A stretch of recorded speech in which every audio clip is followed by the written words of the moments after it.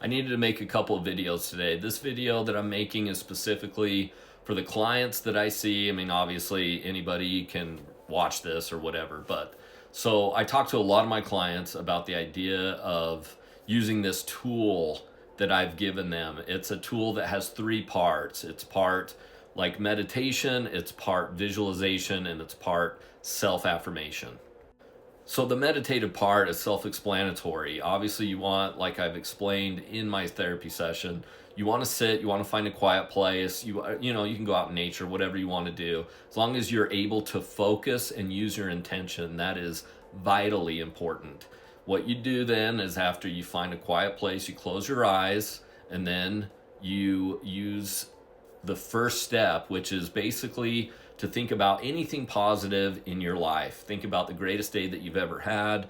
Think about the most important day you've had, any day that makes you feel really uplifted, or you can even make it up. Because, like I said in my therapy session, your brain can't tell the difference. Your brain can't tell the difference, so you can go to your happy place for 2 to 3 minutes. That's the first step. So you want to raise your emotional vibration, if you will, at that point. Then you want to transfer it into the second step, which is visualization. So I probably mentioned this in my therapy session, but I'm going to say it again. They did a study and they split up a group of Russian athletes into 4 groups before the Olympics. And they used the first group and they did 75% physical preparedness training and 25% mental visualization.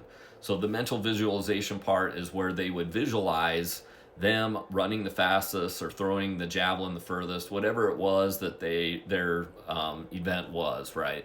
So they would just visualize that, and then they would do different percentages in the other 2 groups, and then the last group it was flipped. So it was 75% mental visualization, and then 25% just physical preparedness. After the Olympics was over, they came back to see which group did the best. Turns out the last group did the best. Scientists were baffled. They were like, what's going on? They started doing a bunch of brain scans and they realized that your brain can't tell the difference when you're visualizing something or when you're actually doing it. So if I put my pen on the floor and I tell you to close your eyes and pick it up and hand it to me, your brain literally thinks that that's what you're doing. So that's the visualization part. So whatever it is in your life that you want to change, I want you to visualize that thing. If it's, getting into a successful relationship, whether it's just changing your behaviors, I want you to visualize what that looks like to be able to change your behaviors, to be able to get into a happy relationship. What does that relationship look like? Think about it in detail. Are you living with that person? Are you married to that person?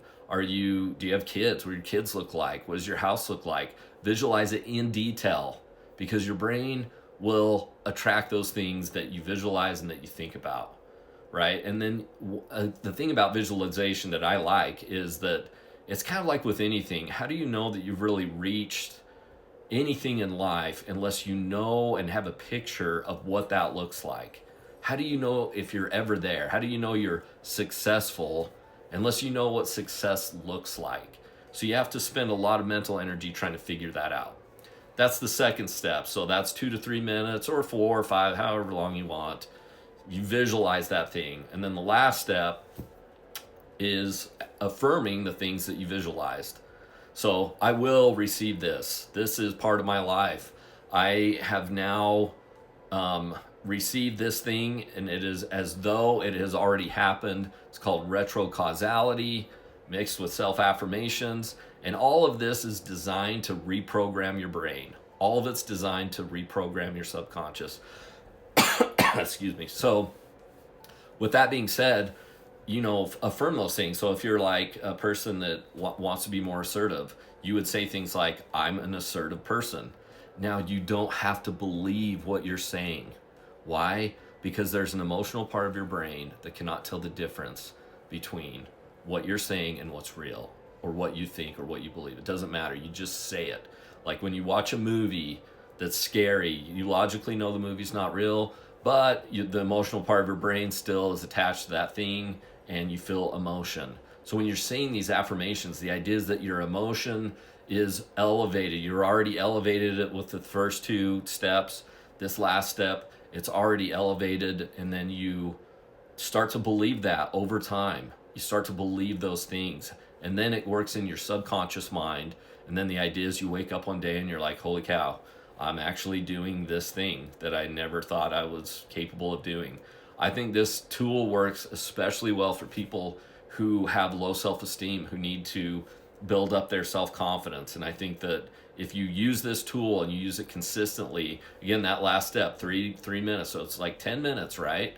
Consistently using this every day, multiple times a day, if you want, you're going to see results. Every client that I've ever had that I've taught this to, and they've actually done it and used their intention into it, that I've seen 100% success with it. I promise you, that's exactly what I've seen.